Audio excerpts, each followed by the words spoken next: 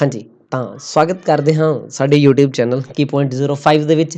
ਤਾਂ ਜਿਵੇਂ ਕਿ ਤੁਹਾਨੂੰ ਪਤਾ ਹੈ ਆਪਾਂ ETT ਕੈਡਰ 5994 ਦੀ ਕੋਚਿੰਗ ਸ਼ੁਰੂ ਕਰ ਦਿੱਤੀ ਹੈ। ਤਾਂ ਅੱਜ ਆਪਣੇ ਕੋਲ ਬਾਇਓ ਦਾ ਫਸਟ ਲੈਕਚਰ ਹੈ, ਠੀਕ ਹੈ ਜੀ। ਤਾਂ ਸ਼ੁਰੂਆਤ ਕਰਦੇ ਹਾਂ ਬਾਇਓਲੋਜੀ।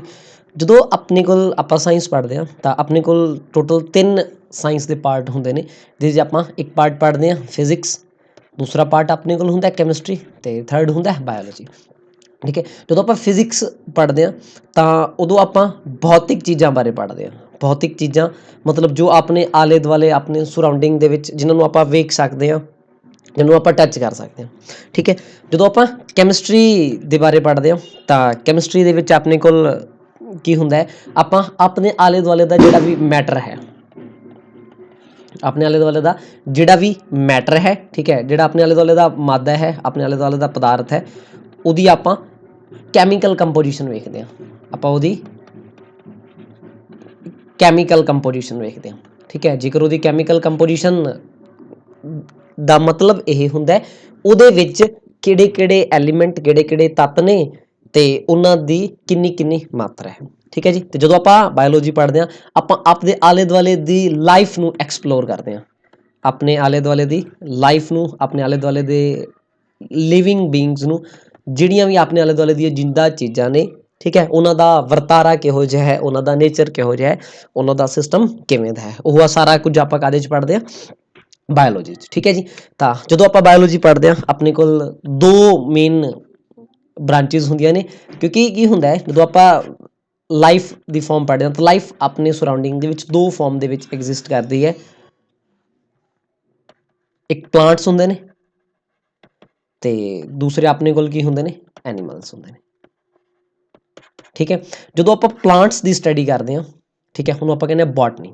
ਜਦੋਂ ਆਪਾਂ ਬਾਇਓ ਦੇ ਵਿੱਚ ਅੱਗੇ 2 ਸਬ ਬ੍ਰਾਂਚਿਸ ਹੁੰਦੀਆਂ ਨੇ, ਜਦੋਂ ਆਪਾਂ ਪਲਾਂਟਸ ਦੀ ਸਟੱਡੀ ਕਰਦੇ ਹਾਂ ਤਾਂ ਉਹਨੂੰ ਆਪਾਂ ਕੀ ਕਹਿੰਦੇ ਹਾਂ, ਬੋਟਨੀ, ਮਤਲਬ ਉਹ ਆਪਣੇ ਕੋਲ ਕੀ ਹੋ ਗਿਆ, ਪੌਦਾ ਵਿਗਿਆਨ। ਅਤੇ ਜਦੋਂ ਆਪਾਂ ਐਨੀਮਲਸ ਦੀ ਸਟੱਡੀ ਕਰਦੇ ਹਾਂ ਉਹ ਆਪਣੇ ਕੋਲ ਕੀ ਹੋ ਜਾਂਦਾ ਹੈ, ਜ਼ੂਲੋਜੀ, ਠੀਕ ਹੈ। ਉਹ ਆਪਣੇ ਕੋਲ ਕੀ ਹੋ ਜਾਂਦੀ, ਜ਼ੂਲੋਜੀ। ਸਟੱਡੀ ਆਫ ਪਲਾਂਟਸ ਉਹਨੂੰ ਕਹਿੰਦੇ ਨੇ ਬੋਟਨੀ, ਅਤੇ study of zoology study of animals ਉਹਨੂੰ ਆਪਾਂ ਕੀ ਕਹਿੰਦੇ ਹਾਂ, ਜ਼ੂਲੋਜੀ, ਠੀਕ ਹੈ ਜੀ। ਤਾਂ ਸਟਾਰਟ ਕਰਦੇ ਹਾਂ ਆਪਾਂ ਥੋੜ੍ਹਾ ਥੋੜ੍ਹਾ। ਆਪਣੇ ਕੋਲ ਕੀ ਹੋਏਗਾ, ਡੇਲੀ ਆਪਾਂ ਆਪਣੀ ਕਲਾਸ ਦੇ ਵਿੱਚ ਬਾਇਓ ਦੇ ਵਿੱਚ ਕੀ ਹੁੰਦਾ ਹੈ, ਕਾਫੀ ਸਾਰੀਆਂ ਟਰਮਸ ਐਜ਼ ਇਟ ਇਜ਼ ਪੁੱਛ ਲਈਆਂ ਜਾਂਦੀਆਂ, ਠੀਕ ਹੈ ਜੀ। ਤਾਂ ਡੇਲੀ ਆਪਾਂ ਕੀ ਕਰਿਆ ਕਰਾਂਗੇ, 5 ਟਰਮਸ ਪੜ੍ਹਿਆ ਕਰਾਂਗੇ, ਠੀਕ ਹੈ, ਉਹਨਾਂ ਦੇ ਮਤਲਬ ਅਤੇ ਨਾਲ ਆਪਣਾ ਜੋ ਵੀ ਟੋਪਿਕ ਹੋਏਗਾ, ਠੀਕ ਹੈ। ਡੇਲੀ ਆਪਾਂ 5 ਟਰਮਸ ਕਰਕੇ ਲਾਸਟ ਤੱਕ ਆਪਣੇ ਕੋਲ ਕੁਝ ਟਰਮਸ ਕੋਲੈਕਟਿਵਲੀ 50-60 ਟਰਮਸ ਹੋ ਜਾਣਗੀਆਂ। ਉਹਨਾਂ 50-60 ਟਰਮਸ ਦੇ ਵਿੱਚੋਂ ਡਾਇਰੈਕਟਲੀ ਇੱਕ ਦੋ ਕੁਐਸਚਨਸ ਪੱਕੇ ਪੁੱਛੇ ਜਾ ਸਕਦੇ, ਠੀਕ ਹੈ ਜੀ।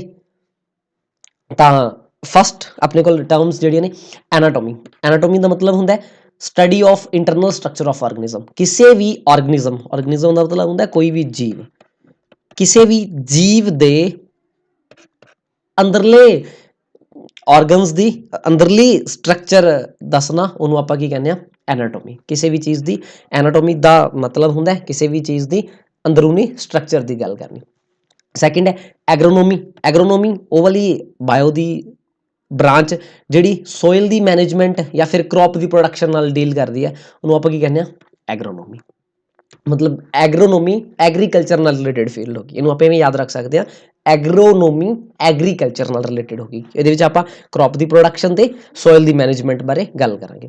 ਐਪੀਕਲਚਰ, ਹਨੀ ਬੀ ਨੂੰ ਹਨੀ ਵਾਸਤੇ ਪਾਲਣਾ, ਉਸ ਚੀਜ਼ ਨੂੰ ਆਪਾਂ ਕੀ ਕਹਾਂਗੇ, ਐਪੀਕਲਚਰ। ਉਸ ਚੀਜ਼ ਨੂੰ ਆਪਾਂ ਕੀ ਕਹਾਂਗੇ, ਐਪੀਕਲਚਰ। ਬੈਕਟੀਰੀਓਲੋਜੀ, ਬੈਕਟੀਰੀਆ ਦੀ ਸਟੱਡੀ ਕਰਨਾ, ਉਹਨੂੰ ਆਪਾਂ ਕੀ ਕਹਾਂਗੇ, ਬੈਕਟੀਰੀਓਲੋਜੀ, ਠੀਕ ਹੈ। ਅਤੇ ਸੈੱਲ ਦੀ ਸਟੱਡੀ ਕਰਨਾ, ਉਹਨੂੰ ਆਪਾਂ ਕੀ ਕਹਾਂਗੇ, cytology. Study of cell is known as cytology, ਠੀਕ ਹੈ ਜੀ। ਇਹ ਆਪਣੇ ਕੋਲ 5 ਟਰਮਸ ਨੇ। ਇਸ ਤੋਂ ਬਾਅਦ ਅੱਗੇ ਆਪਣਾ ਫਸਟ ਟੋਪਿਕ ਆਪਾਂ ਪੜ੍ਹਨਾ ਸ਼ੁਰੂ ਕਰਦੇ ਹਾਂ। ਫਸਟ ਆਪਣੇ ਕੋਲ ਬਾਇਓਲੋਜੀ। ਬਾਇਓਲੋਜੀ ਹੁੰਦੀ ਕੀ ਹੈ, ਤਾਂ ਬਾਇਓਲੋਜੀ ਆਪਣੇ ਕੋਲ ਹੁੰਦੀ ਹੈ, biology is the study of life, living being ਦੀ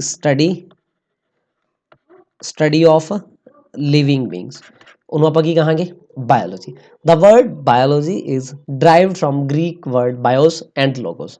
ਜਿਹੜਾ ਬਾਇਓਲੋਜੀ ਵਰਡ ਹੈ 2 ਵਰਡਸ ਤੋਂ ਮਿਲਾ ਕੇ ਬਣਿਆ, ਬਾਇਓਸ ਅਤੇ ਲੋਗੋਸ। ਵਰਡ ਹੈ ਬਾਇਓਸ प्लस लोगोस। इत्थे बायोस का मतलब ये है life, related to life, logos means study, living या लिविंग बीइंग की स्टडी करनी, उस चीज़ ਨੂੰ ਆਪਾਂ ਕੀ ਕਹਿੰਦੇ ਆ बायोलॉजी। ठीक है जी। हुण ਆਪਾਂ ਇਹ ਤਾਂ ਪੜ੍ਹ ਰਹੇ ਹਾਂ ਵੀ ਲਿਵਿੰਗ ਬੀਇੰਗ ਦੀ ਸਟੱਡੀ ਨੂੰ ਆਪਾਂ ਕੀ ਕਹਾਂਗੇ ਬਾਇਓਲੋਜੀ। ਤਾਂ ਪਹਿਲਾਂ ਆਪਾਂ ਨੂੰ ਪਤਾ ਹੋਣਾ ਚਾਹੀਦਾ ਲਿਵਿੰਗ ਬੀਇੰਗ ਕੀ ਚੀਜ਼ਾਂ ਹੁੰਦੀਆਂ ਨੇ, ਮਤਲਬ ਕਿਹੜੀਆਂ ਚੀਜ਼ਾਂ ਨੇ ਜਿਨ੍ਹਾਂ ਨੂੰ ਆਪਾਂ ਜੀਵਿਤ ਵਸਤੂਆਂ ਕਹਾਂਗੇ। ਹਾਂਜੀ, ਤਾਂ ਜੀਵਿਤ ਵਸਤੂਆਂ ਵਾਸਤੇ ਕੁਝ ਆਪਣੇ ਕੋਲ ਕਰੈਕਟਰਿਸਟਿਕਸ, ਕੁਝ ਆਪਾਂ ਡੈਫੀਨੇਸ਼ਨਸ ਬਣਾ ਦਾਂਗੇ ਵੀ ਜਿਹੜੀਆਂ ਵਸਤੂਆਂ ਆਹ ਵਾਲੀਆਂ ਪ੍ਰੋਪਰਟੀਜ਼ ਸੈਟਿਸਫਾਈ ਕਰਦੀਆਂ ਨੇ ਉਹ ਆਪਣੇ ਕੋਲ ਕੀ ਹੋਣਗੀਆਂ, ਲਿਵਿੰਗ ਹੋਣਗੀਆਂ। ਠੀਕ ਹੈ ਜੀ। ਤਾਂ ਜਿੰਨੀਆਂ ਵੀ ਲਿਵਿੰਗ ਬੀਇੰਗ ਹੋਣਗੀਆਂ ਉਹਨਾਂ ਦੀਆਂ ਕੁਝ ਕਰੈਕਟਰਿਸਟਿਕਸ ਹੋਣਗੀਆਂ। ਕਿਹੜੀਆਂ ਕਰੈਕਟਰਿਸਟਿਕਸ ਹੋਣਗੀਆਂ? ਪਹਿਲਾ living things R made up of cell ਔਰ ਸੈਲਸ। ਜਿੰਨੀਆਂ ਵੀ ਜਿੰਦਾ ਚੀਜ਼ਾਂ ਨੇ ਉਹ ਸਾਰੀਆਂ ਦੀਆਂ ਸਾਰੀਆਂ ਇੱਕ ਸੈੱਲ ਤੋਂ ਜਾਂ ਬਹੁਤ ਸਾਰੇ ਸੈੱਲਾਂ ਤੋਂ ਬਣੀਆਂ ਹੋਣਗੀਆਂ। ਜੀਵਿਤ ਚੀਜ਼ਾਂ ਇੱਕ ਸੈੱਲ ਤੋਂ ਜਾਂ ਬਹੁਤ ਸਾਰੇ ਸੈੱਲਾਂ ਤੋਂ ਬਣੀਆਂ ਹੋਣਗੀਆਂ। ਠੀਕ ਹੈ ਜੀ। ਇਹ ਸੈੱਲ ਕੀ ਹੁੰਦਾ ਤੇ ਇਹਦੀ ਕੀ ਸਟਰਕਚਰ ਤੇ ਕੀ ਫੰਕਸ਼ਨ ਹੁੰਦਾ, ਇਹਦੇ ਬਾਰੇ ਆਪਾਂ ਡਿਟੇਲ ਵਿੱਚ ਅੱਗੇ ਪੜ੍ਹਦੇ ਹਾਂ। ਜਿੰਨੀਆਂ ਵੀ ਜਿੰਦਾ ਚੀਜ਼ਾਂ ਨੇ ਉਹ ਸਾਰੀਆਂ ਦੀਆਂ ਸਾਰੀਆਂ ਰੀਪਰੋਡਕਸ਼ਨ ਮਤਲਬ ਪ੍ਰਜਨਨ ਕਰਦੇ ਨੇ। ਪ੍ਰਜਨਨ ਦਾ ਮਤਲਬ ਇਹ ਹੈ ਆਪਣੀ ਸੰਤਾਨ ਪੈਦਾ ਕਰਦੇ ਹਨ, ਆਪਣੀ ਸੰਤਾਨ ਪੈਦਾ ਕਰਦੇ ਹਨ। ਜਿੰਨੀਆਂ ਵੀ ਜਿੰਦਾ ਚੀਜ਼ਾਂ ਨੇ ਸਾਰੇ ਦੇ ਸਾਰੇ ਆਪਦੀ ਸੰਤਾਨ ਪੈਦਾ ਕਰਦੇ ਨੇ। ਰੈਸਪੀਰੇਸ਼ਨ, ਸਾਰੇ ਦੇ ਸਾਰੇ ਕੀ ਹੁੰਦੇ ਨੇ, ਜਿਹੜੀਆਂ ਵੀ ਜਿੰਦੂਆਂ ਵਸਤੂਆਂ ਹੁੰਦੀਆਂ ਨੇ ਉਹ ਕੀ ਹੁੰਦੀਆਂ ਨੇ, ਸਾਹ ਲੈਂਦੀਆਂ ਹਨ। ਸਾਰੀਆਂ ਦੀਆਂ ਸਾਰੀਆਂ ਜਿੰਦਾ ਵਸਤੂਆਂ ਕੀ ਹੁੰਦੀਆਂ ਨੇ, ਸਾਹ ਲੈਂਦੀਆਂ ਨੇ। ਗਰੋਥ, ਸਾਰੀਆਂ ਦੀਆਂ ਸਾਰੀਆਂ ਜਿਹੜੀਆਂ ਲਿਵਿੰਗ ਬੀਇੰਗਸ ਨੇ ਉਹਨਾਂ ਦੇ ਵਿੱਚ ਕੀ ਹੁੰਦਾ ਹੈ, ਗਰੋਥ, ਉਹਨਾਂ ਦੇ ਵਿੱਚ ਵਾਧਾ ਹੁੰਦਾ ਹੈ। ਉਹ ਕੀ ਨੇ, ਵੱਧਦੀਆਂ ਹਨ। ਸਾਰੀਆਂ ਦੀਆਂ ਸਾਰੀਆਂ ਜਿਹੜੀਆਂ ਜਿੰਦਾ ਚੀਜ਼ਾਂ ਕੀ ਹੁੰਦੀਆਂ ਨੇ, ਵੱਧਦੀਆਂ ਹੁੰਦੀਆਂ ਨੇ। ਐਕਸਕ੍ਰੀਸ਼ਨ, ਸਾਰੀਆਂ ਦੀਆਂ ਸਾਰੀਆਂ ਜਿਹੜੀਆਂ ਨੇ ਜਿੰਦਾ ਚੀਜ਼ਾਂ ਉਹਨਾਂ ਦੇ ਵਿੱਚ ਕਿਸੇ ਨਾ ਕਿਸੇ ਫਾਰਮ ਦੇ ਵਿੱਚ ਉਹਨਾਂ ਦੇ ਸਰੀਰ ਦੇ ਵਿੱਚੋਂ ਫਾਲਤੂ ਪਦਾਰਥਾਂ ਦਾ ਨਿਕਾਸ ਹੁੰਦਾ ਹੈ। ਜਿਹੜੇ ਉਹਨਾਂ ਦੇ ਸਰੀਰ ਦੇ ਵਿੱਚ ਵਾਧੂ ਪਦਾਰਥ ਨੇ ਉਹਨਾਂ ਦਾ ਨਿਕਾਸ ਹੁੰਦਾ ਹੈ, ਵਾਧੂ ਪਦਾਰਥਾਂ ਦਾ ਨਿਕਾਸ ਹੁੰਦਾ ਹੈ। ਠੀਕ ਹੈ। ਮੂਵਮੈਂਟ, ਸਾਰੇ ਦੇ ਸਾਰੇ ਕੀ ਹੁੰਦੇ ਨੇ, ਆਪਦੀ ਸਥਿਤੀ ਵਿੱਚ ਬਦਲਾਵ ਲਿਆਉਂਦੇ ਨੇ। ਇੱਕ ਜਗ੍ਹਾ ਤੋਂ ਦੂਜੀ ਜਗ੍ਹਾ, ਦੂਜੀ ਜਗ੍ਹਾ ਤੋਂ ਤੀਜੀ ਜਗ੍ਹਾ, ਤੀਜੀ ਜਗ੍ਹਾ ਤੋਂ ਚੌਥੀ ਜਗ੍ਹਾ ਤੇ ਮੂਵ ਕਰ ਸਕਦੇ ਨੇ। ਉਸ ਚੀਜ਼ ਨੂੰ ਆਪਾਂ ਕੀ ਕਹਿੰਦੇ ਹਾਂ, ਮੂਵਮੈਂਟ। ਉਸ ਤੋਂ ਬਾਅਦ ਨਿਊਟ੍ਰੀਸ਼ਨ, ਸਾਰਿਆਂ ਨੂੰ ਸਾਰੀਆਂ ਜਿੰਦਾ ਚੀਜ਼ਾਂ ਨੂੰ ਆਪਣੇ ਪੋਸ਼ਣ, ਖਾਣ ਪੀਣ ਲਈ ਕੁਝ ਨਾ ਕੁਝ ਚਾਹੀਦਾ ਹੈ। ਜਿਹਦੇ ਇਹ ਪੋਸ਼ਣ ਹੋਏਗਾ ਤਾਂ ਉਹਨਾਂ ਦੇ ਵਿੱਚ ਵਾਧਾ ਹੋਏਗਾ। ਠੀਕ ਹੈ, ਵਾਧਾ ਹੋਏਗਾ ਤਾਂ ਉਹ ਆਪਣੇ ਕੋਲ ਕੀ ਹੈ, ਜਿਹੜੀਆਂ ਜਿੰਦਾ ਵਸਤੂ ਨੇ। ਆਹ ਆਪਣੇ ਕੋਲ 7 ਕੀ ਹੁੰਦੀਆਂ ਨੇ, ਬੇਸਿਕ ਫੀਚਰ ਹੁੰਦੇ ਨੇ ਲਿਵਿੰਗ ਬੀਇੰਗ ਦੇ। ਜੇਕਰ ਕੋਈ ਚੀਜ਼ ਜਿੰਦਾ ਹੈ ਤਾਂ ਇਹ ਸਾਰੇ ਫੰਕਸ਼ਨ ਪਰਫੋਰਮ ਕਰਦੀ ਹੋਏਗੀ। ਠੀਕ ਹੈ ਜੀ। ਇਹ ਨੇ ਆਪਣੇ ਕੋਲ ਲਿਵਿੰਗ ਬੀਇੰਗ ਦੀਆਂ ਕਰੈਕਟਰਿਸਟਿਕਸ। ਇਹਨਾਂ ਨੂੰ ਆਪਾਂ ਸਿੱਧਾ ਸਿੱਧਾ ਇਵੇਂ ਯਾਦ ਰੱਖ, ਇੱਕ ਵਰਡ ਨਾਲ ਯਾਦ ਰੱਖਿਆ ਜਾ ਸਕਦਾ ਹੈ, ਮਿਸਿਸ ਗ੍ਰੈਨ। ਠੀਕ ਹੈ। M for movement, R for respiration, S for sensitivity, ਮਤਲਬ ਆਪਦੇ ਸਰਾਊਂਡਿੰਗ ਦੇ ਅਵੇਅਰ ਹੁੰਦੇ ਨੇ। ਠੀਕ ਹੈ। ਜਿਵੇਂ ਕੀ ਹੁੰਦਾ ਆਪਾਂ ਨੂੰ ਬਾਹਰ ਕੋਈ ਧੁੱਪ ਵਿੱਚ ਖੜਵਾ ਦੇਵੇ ਤੇ ਆਪਾਂ ਨੂੰ ਗਰਮੀ ਲੱਗਣੀ ਸ਼ੁਰੂ ਹੋ ਜਾਂਦੀ, ਤਾਂ ਆਪਾਂ ਆਪਦੇ ਆਪ ਹੀ ਅੰਦਰ ਨੂੰ ਮੂਵ ਕਰਨਾ ਸ਼ੁਰੂ ਕਰ ਦਿੰਦੇ। ਆਪਾਂ ਆਪਦੇ ਆਲੇ ਦੁਆਲੇ ਦੇ ਵਿਦ ਰਿਸਪੈਕਟ ਸੈਂਸਿਟਿਵ ਹੁੰਦੇ ਹਾਂ। ਠੀਕ ਹੈ। ਆਪਣੇ ਵਿੱਚ ਗਰੋਥ ਹੁੰਦੀ ਹੈ, ਰੀਪਰੋਡਕਸ਼ਨ ਹੁੰਦਾ ਹੈ, ਐਕਸਕ੍ਰੀਸ਼ਨ, ਜੋ ਵੀ ਆਪਣੇ ਸਰੀਰ ਦੇ ਵਾਧੂ ਪਦਾਰਥ ਨੇ ਉਹਨਾਂ ਨੂੰ ਆਪਾਂ ਬਾਹਰ ਕੱਢ ਦਿੱਤੇ। ਨਿਊਟ੍ਰੀਸ਼ਨ, ਆਪਾਂ ਨੂੰ ਪੋਸ਼ਣ ਚਾਹੀਦਾ ਹੁੰਦਾ। ਠੀਕ ਹੈ। ਇਹਨੂੰ ਆਪਾਂ ਸਿੱਧਾ ਸਿੱਧਾ ਇਵੇਂ ਯਾਦ ਰੱਖ ਸਕਦੇ ਹਾਂ। ਠੀਕ ਹੈ ਜੀ। ਨੈਕਸਟ, ਹੁਣ ਕੀ ਹੁੰਦਾ ਹੈ, ਸਾਰੀਆਂ ਦੀਆਂ ਸਾਰੀਆਂ ਲਿਵਿੰਗ ਬੀਇੰਗਸ ਦੇ ਵਿੱਚ ਕੁਝ ਬੇਸਿਕ ਫੀਚਰ ਹੁੰਦੇ ਨੇ। ਠੀਕ ਹੈ। ਕੁਝ ਬੇਸਿਕ ਫੀਚਰ ਹੁੰਦੇ ਨੇ। ਸਾਰੇ ਦੇ ਸਾਰੇ ਲਿਵਿੰਗ ਬੀਇੰਗਸ ਜਿਹੜੇ ਨੇ ਉਹ ਸੈੱਲ ਜਾਂ ਸੈੱਲਾਂ ਤੋਂ ਬਣੇ ਹੁੰਦੇ ਨੇ। ਹੁਣ ਆਹ ਸੈੱਲ ਕੀ ਚੀਜ਼ ਹੁੰਦੀ ਹੈ? ਠੀਕ ਹੈ। ਆਹ ਆਪਣੇ ਕੋਲ ਸੈੱਲ ਕੀ ਚੀਜ਼ ਹੁੰਦੀ ਹੈ, ਆਪਾਂ ਪਹਿਲਾਂ ਸੈੱਲ ਬਾਰੇ ਪੜ੍ਹਦੇ ਹਾਂ। ਸਾਰੇ ਦੇ ਸਾਰੇ ਜਿਹੜੇ ਲਿਵਿੰਗ ਬੀਇੰਗ ਨੇ ਉਹ ਸੈੱਲ ਤੋਂ ਬਣੇ ਹੁੰਦੇ ਨੇ। ਆ living being made up of cell. ਠੀਕ ਹੈ। ਸੈੱਲ ਨੂੰ ਆਪਾਂ ਇਵੇਂ ਸਮਝ ਸਕਦੇ ਹਾਂ, ਜਿਵੇਂ ਆਪਾਂ ਜਿੱਥੇ ਵੀ ਆਪਾਂ ਰਹਿੰਦੇ ਹਾਂ, ਪਿੰਡ ਵਿੱਚ ਰਹਿੰਦੇ ਹਾਂ, ਸ਼ਹਿਰ ਵਿੱਚ ਰਹਿੰਦੇ ਹਾਂ, ਉੱਥੇ ਆਪਣੇ ਆਲੇ ਦੁਆਲੇ ਕੀ ਹੁੰਦੇ ਨੇ, ਬਿਲਡਿੰਗਸ ਹੁੰਦੀਆਂ ਨੇ। ਆਪਣੇ ਆਲੇ ਦੁਆਲੇ ਕੀ ਹੁੰਦੇ ਨੇ, ਹਾਊਸ ਹੁੰਦੇ ਨੇ। ਠੀਕ ਹੈ। ਉਹਨਾਂ ਹਾਊਸਿਸ ਨੂੰ ਬਣਾਉਣ ਵਾਸਤੇ ਜਿਹੜੇ ਵੀ ਘਰ ਹੁੰਦੇ ਨੇ ਆਪਾਂ ਕੀ ਯੂਜ਼ ਕਰਦੇ ਹਾਂ, ਬ੍ਰਿਕਸ ਯੂਜ਼ ਕਰਦੇ ਹਾਂ, ਆਪਾਂ ਇੱਟਾਂ ਯੂਜ਼ ਕਰਦੇ ਹਾਂ। ਠੀਕ ਹੈ। ਕਿਸੇ ਵੀ ਦੋ ਘਰਾਂ ਦੀ ਤੁਸੀਂ ਸ਼ੇਪ ਨੂੰ ਲੈ ਲਓ। ਠੀਕ ਹੈ। ਉਹਨਾਂ ਨੂੰ ਯੂਜ਼ ਕਰਨ ਵਾਸਤੇ, ਉਹਨਾਂ ਨੂੰ ਬਣਾਉਣ ਵਾਸਤੇ ਜਿਹੜੀਆਂ ਇੱਟਾਂ ਵਰਤੀਆਂ ਗਈਆਂ ਨਾ, ਇੱਟਾਂ ਸੇਮ ਹੁੰਦੀਆਂ ਨੇ, ਪਰ ਜਿਹੜੀ ਉਹਨਾਂ ਦੀ ਸਟਰਕਚਰ ਹੈ ਉਹ ਡਿਫਰੈਂਟ ਹੁੰਦੀ ਹੈ। ਸਟਰਕਚਰ ਕੀ ਹੁੰਦੀ ਹੈ, ਘਰਾਂ ਨੂੰ ਬਣਾਉਣ ਵਾਸਤੇ ਜਿਹੜੀਆਂ ਇੱਟਾਂ ਯੂਜ਼ ਕਰੀਆਂ ਜਾਂਦੀਆਂ ਨੇ ਉਹ ਸੇਮ ਹੁੰਦੀਆਂ ਨੇ, ਉਹਨਾਂ ਦੀ ਜਿਹੜੀ ਸਟਰਕਚਰ ਹੈ ਉਹ ਅਲੱਗ ਹੁੰਦੀ, ਅਲੱਗ ਕਿਉਂ ਹੋ ਜਾਂਦੀ ਹੈ? ਕਿਉਂਕਿ ਕੀ ਹੁੰਦਾ ਜਦੋਂ ਆਪਾਂ ਇੱਟਾਂ ਨੂੰ ਜੋੜਦੇ ਹਾਂ, ਇੱਟਾਂ ਨੂੰ ਜੋੜਨ ਦੇ ਜਿਹੜੇ ਪੈਟਰਨ ਨੇ ਉਹ ਅਲੱਗ-ਅਲੱਗ। ਸੇਮ ਉਵੇਂ ਹੀ ਜਿਹੜੇ ਸੈੱਲ ਹੁੰਦੇ ਨੇ, ਆਪਾਂ ਇੱਕ ਟਰਮ ਇਵੇਂ ਲਿਖਦੇ ਹਾਂ, ਜਿਹੜੇ ਸੈੱਲ ਹੁੰਦੇ ਨੇ are building block, are building block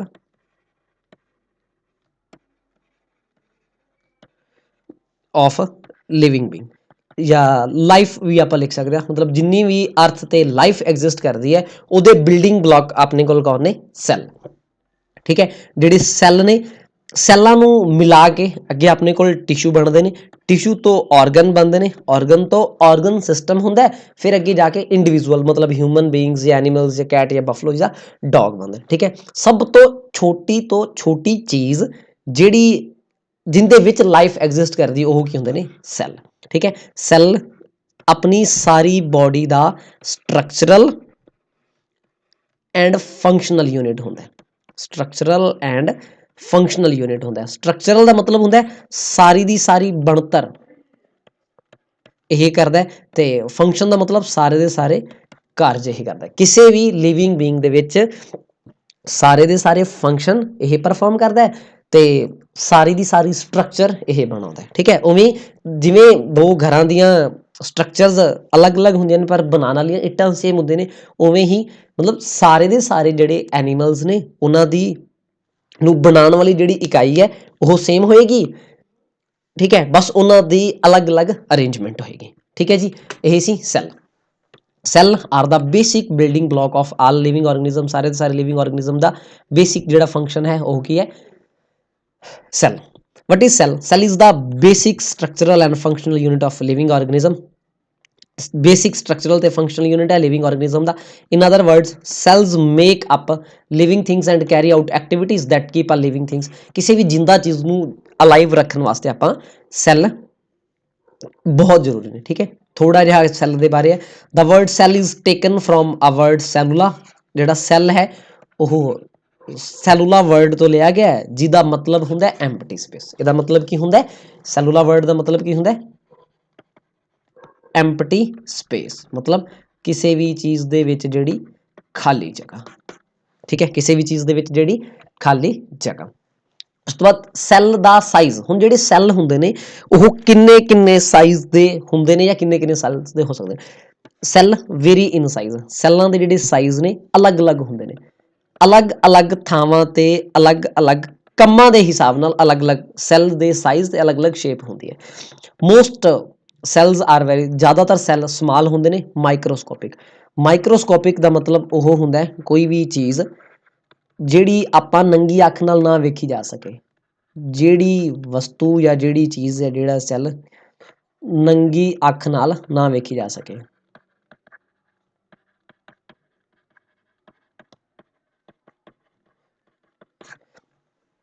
ਠੀਕ ਹੈ, ਤੇ ਸੈੱਲ ਜ਼ਿਆਦਾਤਰ ਸੈੱਲ ਦੇ ਸਾਈਜ਼ ਨੂੰ ਮਾਪਣ ਵਾਸਤੇ ਇੱਕ ਯੂਜ਼ ਕਰਿਆ ਜਾਂਦਾ ਮਾਈਕਰੋਮੀਟਰ। ਇਹਨੂੰ ਕਿਹਾ ਜਾਂਦਾ ਮਾਈਕਰੋਮੀਟਰ। ਜਿਹੜਾ ਮੀਟਰ ਯੂਜ਼ ਕਰਿਆ ਜਾਂਦਾ, ਜਿਹੜਾ ਸਕੇਲ ਯੂਜ਼ ਕਰਿਆ ਜਾਂਦਾ ਮਾਈਕਰੋਮੀਟਰ। ਠੀਕ ਹੈ, ਤਾਂ ਇੱਕ ਮਾਈਕਰੋਮੀਟਰ ਕਿੰਨਾ ਹੁੰਦਾ? ਇੱਕ ਮੀਟਰ ਨੂੰ ਜਦੋਂ ਆਪਾਂ ਲਿਖਦੇ ਹਾਂ, ਇੱਕ ਮੀਟਰ ਦੇ ਵਿੱਚ 100 ਸੈਂਟੀਮੀਟਰ ਹੁੰਦੇ ਨੇ। ਠੀਕ ਹੈ, ਤੇ ਜੇ ਮਿਲੀਮੀਟਰ ਦੀ ਗੱਲ ਕਰੀਏ ਤਾਂ 1000 ਮਿਲੀਮੀਟਰ ਹੁੰਦੇ ਨੇ।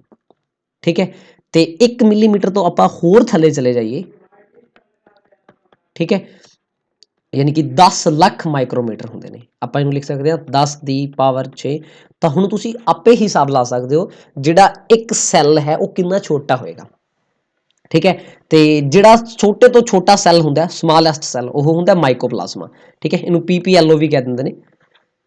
ਠੀਕ ਹੈ, ਪਲਿਊਰੋ ਨਮੂਨੀਆ ਲਾਈਕ ਆਰਗੇਨੈਲਿਜ਼। ਇਹਦੀ ਫੁੱਲ ਫਾਰਮ ਹੁੰਦੀ ਪਲਿਊਰੋ ਨਿਮੋਨੀਆ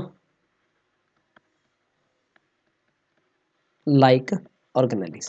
ਇਹ ਸਭ ਤੋਂ ਛੋਟਾ cell, world wide smallest cell ਹੁੰਦਾ ਤੇ ਇਹਦਾ ਜਿਹੜਾ ਸਾਈਜ਼ ਹੈ 0.1 ਮਾਈਕਰੋਮੀਟਰ ਹੁੰਦਾ। ਇਹਦਾ ਸਾਈਜ਼ 0.1 ਮਾਈਕਰੋਮੀਟਰ ਹੁੰਦਾ। ਜਿਹੜਾ ਸਭ ਤੋਂ ਵੱਡਾ ਸੈੱਲ ਹੁੰਦਾ ਉਹ ਆਸਟ੍ਰਿਚ ਦਾ ਐਗ ਹੁੰਦਾ।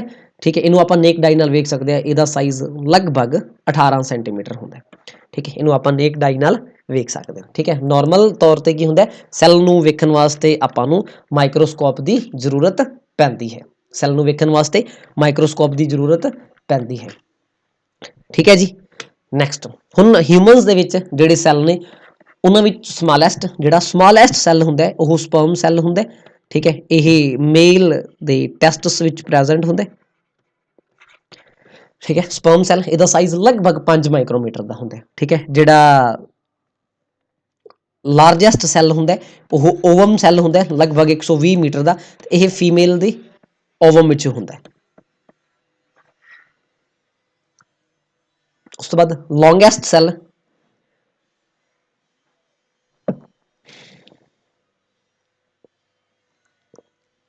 ਜਿਹੜਾ ਲੌਂਗੈਸਟ ਸੈੱਲ ਆਪਣੀ ਬੋਡੀ ਦੇ ਵਿੱਚ ਹੁੰਦਾ ਉਹ ਨਰਵ ਸੈੱਲ ਹੁੰਦਾ, ਲਗਭਗ 1 ਮੀਟਰ ਲੰਬਾ ਹੁੰਦਾ, ਠੀਕ ਹੈ। ਇਹ ਕੀ ਹੁੰਦਾ ਨਰਵ ਸੈੱਲ ਦੀ ਮਤਲਬ ਅੱਗੇ ਬ੍ਰਾਂਚਿੰਗ ਅੱਗੇ ਚੇਨ ਹੁੰਦੀਆਂ ਨੇ, ਠੀਕ ਹੈ। ਇਹ ਸਾਰੇ ਆਪਾਂ ਡਿਟੇਲ ਵਿੱਚ ਪੜ੍ਹ ਰਹੇ ਨੇ। ਜਦੋਂ ਆਪਾਂ ਰੀਪਰੋਡਕਸ਼ਨ ਸਿਸਟਮ ਪੜਾਂਗੇ ਉਦੋਂ ਆਪਾਂ ਸਪਰਮ ਸੈੱਲ ਤੇ ਓਵਮ ਸੈੱਲ ਪੜਾਂਗੇ।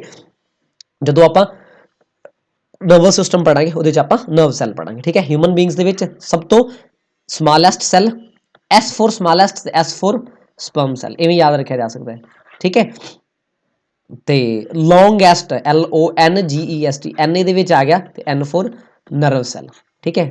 ਤੇ ਜਿਹੜਾ ਲਾਰਜੈਸਟ ਹੈ ਉਹ ਕਿਹੜਾ ਹੋਏਗਾ ਓਵਮ ਸੈੱਲ, ਠੀਕ ਹੈ। ਓਵਮ ਸੈੱਲ ਆਪਣੇ ਕੋਲ ਕੀ ਹੋਏਗਾ ਲਾਰਜੈਸਟ, ਯਾਨੀ ਕਿ ਸਭ ਤੋਂ ਵੱਡਾ,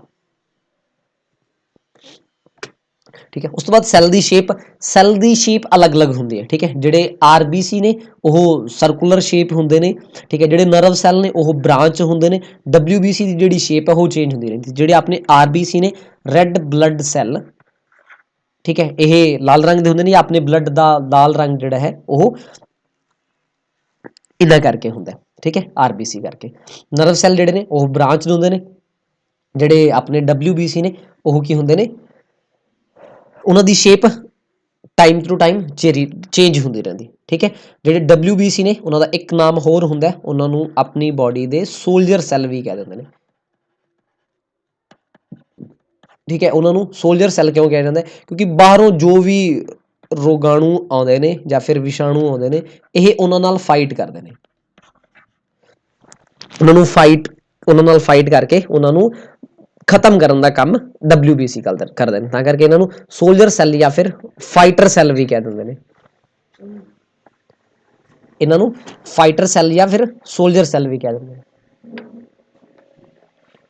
ਠੀਕ ਹੈ ਜੀ। ਨੈਕਸਟ ਹੈ ਆਪਣੇ ਕੋਲ ਸੈੱਲ ਨੂੰ ਆਪਾਂ ਜਦੋਂ ਵੇਖਣਾ ਹੋਵੇ, ਸੈੱਲ ਨੂੰ ਵੇਖਣ ਵਾਸਤੇ ਇੱਕ ਸਪੈਸ਼ਲ ਇੰਸਟਰੂਮੈਂਟ ਯੂਜ਼ ਕਰਿਆ ਜਾਂਦਾ, ਉਹਨੂੰ ਕਹਿੰਦੇ ਨੇ ਮਾਈਕਰੋਸਕੋਪ। ਉਹਨੂੰ ਕਹਿੰਦੇ ਨੇ ਮਾਈਕਰੋਸਕੋਪ ਯਾਨੀ ਕਿ ਸੂਖਮਦਰਸ਼ੀ, ਠੀਕ ਹੈ। ਆਪਣੇ ਕੋਲ ਦੋ ਤਰ੍ਹਾਂ ਦੀਆਂ ਮਾਈਕਰੋਸਕੋਪ ਹੁੰਦੇ ਨੇ।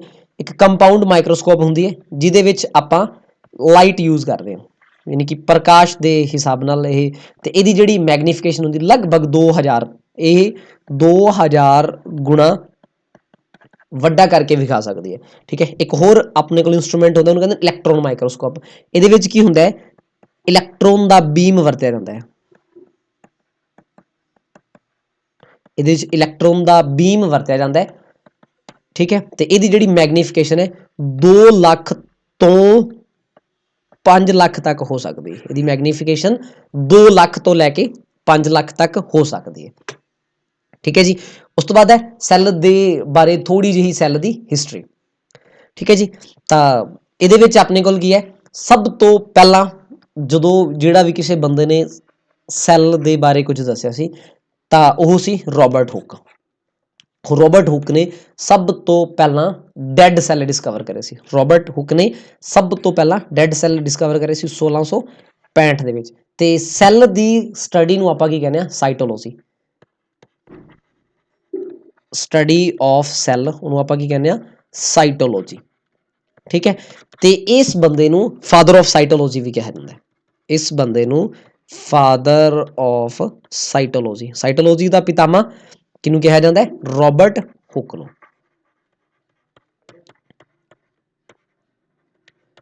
ਠੀਕ ਹੈ। ਰੋਬਰਟ ਹੁੱਕ ਤੋਂ ਬਾਅਦ ਵਾਰੀ ਆਉਂਦੀ ਹੈ ਐਂਟੋਨੀ ਵੈਨ ਲੀਵਨਹੁੱਕ ਨੇ। ਲੀਵਨਹੁੱਕ ਨੇ ਕੀ ਕਰਿਆ ਸੀ, ਸਭ ਤੋਂ ਪਹਿਲਾਂ ਲਿਵਿੰਗ ਸੈੱਲ ਜਿਹੜੇ ਰੋਬਰਟ ਹੁੱਕ ਨੇ ਨਾ ਪੌਦੇ ਦੇ ਤਣੇ ਦੇ ਵਿੱਚ ਵੇਖੇ ਸੀ, ਠੀਕ ਹੈ। ਤੇ ਪੌਦੇ ਦਾ ਜਿਹੜਾ ਤਣਾ ਹੈ ਨਾ ਉਹ ਡੈਡ ਸੈੱਲ ਤੋਂ ਬਣਿਆ ਹੁੰਦਾ ਹੈ, ਠੀਕ ਹੈ। ਉਦੋਂ ਉਹਨੇ ਡੈਡ ਸੈੱਲ ਡਿਸਕਵਰ ਕਰਿਆ ਸੀ। ਤੇ ਲੀਵਨਹੁੱਕ ਨੇ ਕੀ ਕਰਿਆ ਸੀ L ਫॉर ਲੀਵਨਹੁੱਕ ਤੇ L for living cell, L for Leeuwenhoek ਤੇ L ਫॉर ਲਿਵਿੰਗ ਸੈੱਲ। ਇਹਨੇ ਇਹ ਕਿਹਾ ਸੀ ਵੀ ਸੈੱਲ ਜਿਹੜੇ ਨੇ ਉਹ ਲਿਵਿੰਗ ਵੀ ਹੁੰਦੇ ਨੇ ਤੇ ਇਹਨੇ ਕੀ ਕਰੇ ਸੀ ਪੌਂਡ ਵਾਟਰ ਯਾਨੀ ਕਿ ਛੱਪੜ ਦੇ ਪਾਣੀ ਦੇ ਵਿੱਚ ਸਭ ਤੋਂ ਪਹਿਲਾਂ ਡਿਸਕਵਰ ਕਰੇ ਸੀ। ਛੱਪੜ ਦੇ ਪਾਣੀ ਦੇ ਵਿੱਚ ਇਹਨੇ ਕੀ ਕਰੇ ਸੀ ਸਭ ਤੋਂ ਪਹਿਲਾਂ ਲਿਵਿੰਗ ਸੈੱਲ ਡਿਸਕਵਰ ਕਰੇ ਸੀ। ਤੇ ਉਸ ਤੋਂ ਬਾਅਦ ਸੈੱਲ ਦੇ ਵਿੱਚ ਆਪਣੇ ਕੋਲ ਇੱਕ ਨਿਊਕਲੀਅਸ ਹੁੰਦਾ ਹੈ, ਸੈੱਲ ਦੇ ਵਿੱਚ ਇੱਕ ਨਿਊਕਲੀਅਸ ਹੁੰਦਾ ਹੈ, ਠੀਕ ਹੈ। ਇਹ ਚੀਜ਼ ਬਾਅਦ ਵਿੱਚ ਪਤਾ ਲੱਗੀ, ਇਹ ਰੋਬਰਟ ਬਰਾਊਨ ਨੇ ਡਿਸਕਵਰ ਕਰੀ ਸੀ, ਠੀਕ ਹੈ। ਇਹਨੂੰ ਇਵੇਂ ਯਾਦ ਰੱਖਿਆ ਜਾ ਸਕਦਾ ਜਿਹੜਾ ਨਿਊਕਲੀਅਸ ਹੈ ਉਹਨੂੰ ਆਪਾਂ ਬ੍ਰੇਨ ਆਫ ਸੈੱਲ ਵੀ ਕਹਿ ਦਿੰਦੇ ਹਾਂ, ਉਹਨੂੰ ਆਪਾਂ ਬ੍ਰੇਨ ਆਫ ਸੈੱਲ ਵੀ ਕਹਿ ਦਿੰਦੇ ਹਾਂ।